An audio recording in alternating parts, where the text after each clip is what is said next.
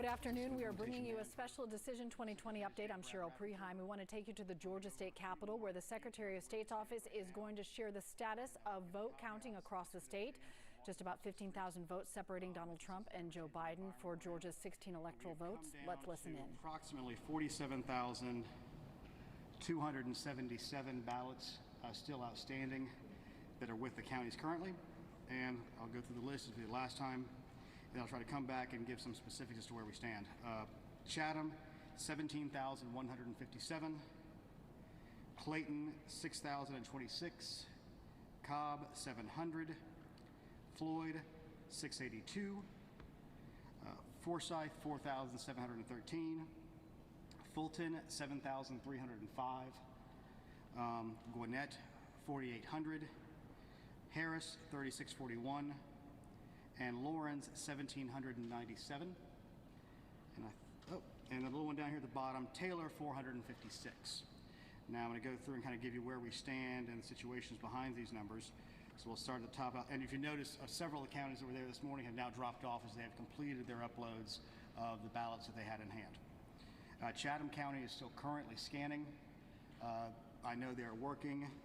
We have an investigator there just to keep an eye on things, because at some point one of y'all are going to ask me what happened down there, and I need to be able to answer with first-hand account from our own people. So that's what's happening there. Clayton County, we talked to them this morning and again after lunch. They're continuing to work. They have continued to scan and make uploads. As you notice, their total has dropped. Cobb County is continuing to finish off their ballots there. Floyd, I don't have a clear answer on the 682 just yet. Forsyth, Mandy, who's a great elections director, is working to get through that stuff. She is very much on the side of being accurate rather than being fast in some ways, which is really good and helpful because she is a very diligent director. Fulton continues to draw down their number. They have 7,305. Again, with the work of our monitor in there, we're keeping a close eye on that number. There were 1,200 ballots went through a second stage of signature match. They were brought over from State Farm Arena today. They're inside that total. One other specific item I have from Fulton County is they have 3,900 provisionals. I do not know the coding on those provisionals. As you may or may not know, depending on the coding, there has to be actions done by the voter, or there's an automatic acceptance of those ballots. Again, depending on the coding of those, and I do not have that detail. Gwinnett is down to 4,800. We had discussions with them about why they had the 7,700 out there.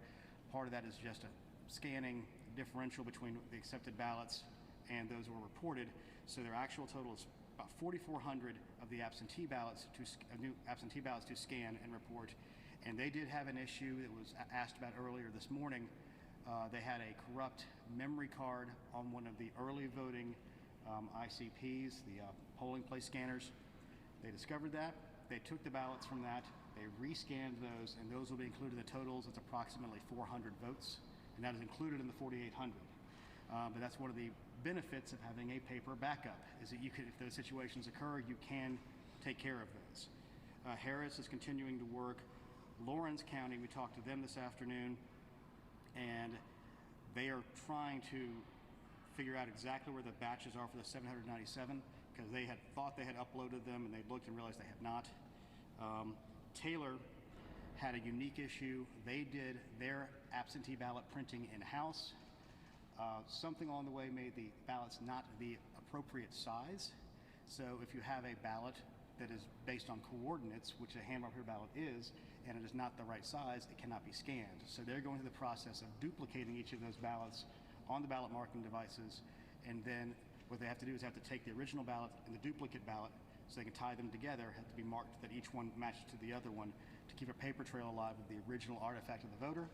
They will take those ballots, and it's 456 of them, and then run them through their scanner. They are a little over halfway through that process right now. As you can imagine, it's an arduous process. You want to be precise and make sure you get the ballot reflecting exactly what the intended vote of the voter was. So again, that gets to a total of 47,277. On another note, following up on another question that was asked earlier today, we have, this is included in the counts we have right now. There are 17,529 UACAVA, which is our military and overseas ballots, that have been accepted in the counties. And as I noted earlier, under the federal laws, the UOCAVA ballots that are postmarked by Tuesday can be accepted up to tomorrow, Friday. So of the pool of those, there are 8,899. That doesn't mean that any of them will arrive, or it means that all of them could arrive. We have no way of knowing that number. So I just want to make that clear. It's not there's 8,900 ballots to be counted.